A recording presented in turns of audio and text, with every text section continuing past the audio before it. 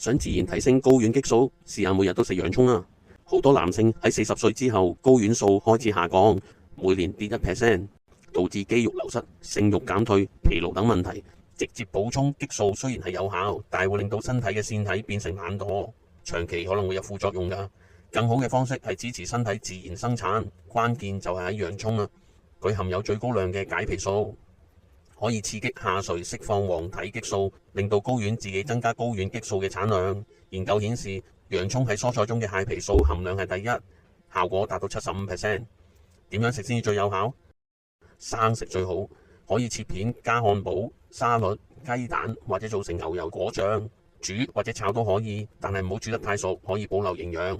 除咗提升呢個睾丸素，洋蔥仲有好多好處，抗氧化啦，修復胰島素抗阻、抗癌、降血壓、消炎、利尿等。每日加少少入去你嘅食物裏邊，冇副作用又簡單。